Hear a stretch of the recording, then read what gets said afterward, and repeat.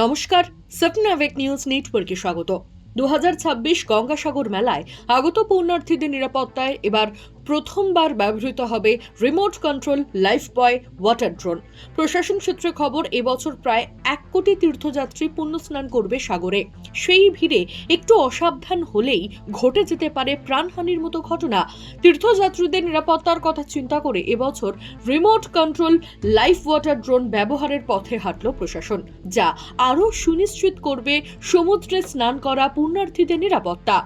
বিভিন্ন disaster management agency আছে, তাদের একটা মকড্রিল প্রোগ্রাম এখানে করলাম, যে আমরা বুঝে নিতে চাইলাম যে আমাদের যারা এই রেস্কিউ অপারেশন এই টাইপের কাজের সাথে আমাদের যে এজেন্সিগুলো যুক্ত থাকে তারা কি অবস্থাতে আছে, প্রিপারেডনেস কেমন আছে, তাদের রেসপন্স টাইম কতটা আছে, এবং তার সাথে সাথে আমরা যে ইকুইপমেন্টসগুলো ব্যবহার করে থাকি সাধারণত এই রেস্কিউ অপারেশনে সেগুলো কেমন কাজ করছে, সেগুলো ঠিকঠাক কাজ করছে কিনা, বা কত কম সময়ে আমরা রেস্কিউ করতে পারবো যদি এরকম সিচুয়েশন ঘটে, তার একটা মহড়া এখানে আজকে আমরা করলাম। এবং আমাদের যেটা অবজারভেশন যে আমাদের ওয়াটার ড্রোন যেটা এবছর নতুন ইন্ট্রোডাকশন হলো আমাদের গঙ্গাসাগর মেলাতে জেলা প্রশাসনের পক্ষ থেকে, সেটাও কিন্তু খুব ভালো কাজ করলো আমরা দেখলাম।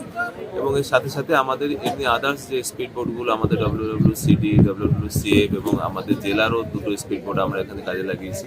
তো সবাই যারা সিভিল ডিফেন্স ভলেন্টিয়ার ছিল তারাও খুব ভালোভাবে অর্গানাইজড হয়েতে কিন্তু এই রেস্কিউ অপারেশন করতে পেরেছে। তো এরকম মকড্রিল মেলার আগে আমরা আরও কয়েকটা হয়তো করব।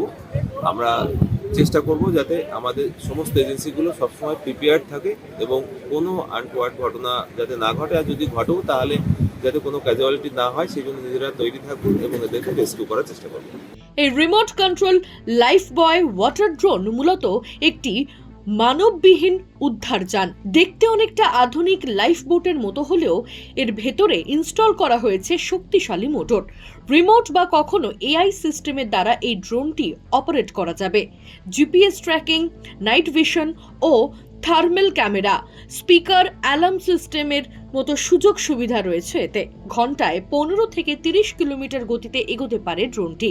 কোনো ব্যক্তি তীর থেকে অনেক দূরে চলে গেলে তাকে খুঁজে বার করে ওই ব্যক্তির কাছে মুহূর্তের মধ্যে পৌঁছে যেতে পারে এই ড্রোনটি।